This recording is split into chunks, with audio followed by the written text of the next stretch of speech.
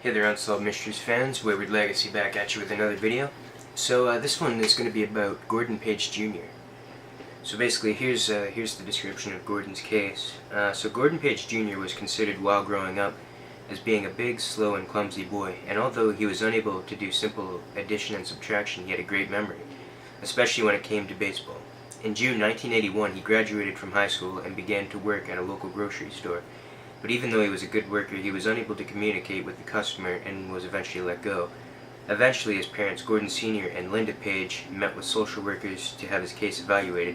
He was diagnosed as a schizophrenic, and it was recommended that he would be put in a group home.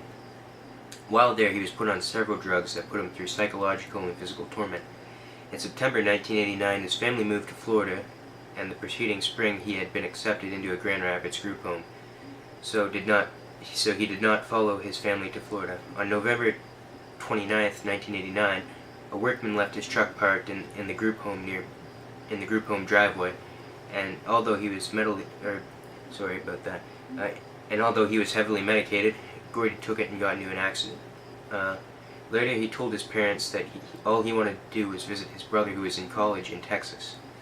He was then placed in a county hospital where he was evaluated by a psychiatric social worker, Brad Arnold, and he was determined that he was a highly functioning autistic. His parents then found a new home in Grand Rapids that specialized in autism, but the problem was that no visitors were allowed for 2 months.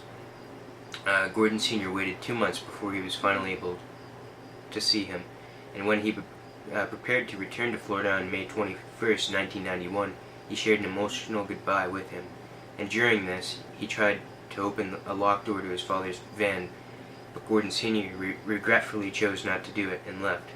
On May 27th, just 6 days later, an orderly discovered during a midnight check that Gordon was not there, and that he apparently escaped through a window.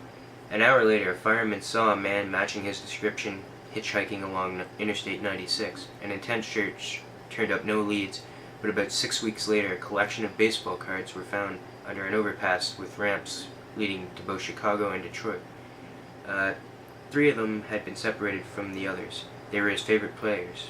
His parents believe that he is still alive, and that he may have checked into a hospital as a John Doe, where he may still be now. So yeah, this case is a sad case for sure. You watch the video of the case, and you can tell that Gordon Page.Jr. Blames himself, but he shouldn't blame himself. It's not his fault. He was just trying to do what was best for his son, and get him the help that he needed. Basically, I'm gonna go with what this article says. I don't think he was abducted or anything, or murdered or anything of that sort. I think he left the group home because he wanted to go to Florida and see his parents, and he just kind of got lost along the way, and he could have injured himself somehow, and possibly gotten killed accidentally, or he just got lost, and he's somewhere, maybe in a hospital or something now. I don't know. I don't know if his parents are still alive or not. I would think they would be, but I'm not totally sure on that. But I know he has 2 brothers, and I'm sure not knowing what happened to Gordon is definitely a big on their minds, because they don't know what happened, and it's one of those sad cases, that you don't know what happened, you don't know where he could have gone or where he is now, if he's alive, if he's dead. I certainly hope he's alive and nothing happens to him. I certainly hope that one day something will come up, and they'll be able to find Gordon or something.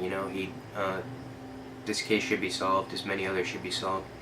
And like I've said in previous videos, that is why I'm doing this series, because of cases like this, and among others that are still unsolved that need to be solved. And maybe there can be tips that are given that can help to find that, So yeah, with that being said, it's been a little bit since I did an Unsolved Mysteries video, so I decided to put one out today. That's basically it for this case. Pretty much described everything on here, and I've given my thoughts. So yeah, if you like Unsolved Mysteries and you want more of this content, subscribe, give a like, comment. Like I've said in previous videos, I enjoy discussing your theories and talking the cases with you and all of that. And, just thanks for watching, and I'll see you in the next one. Wayward out.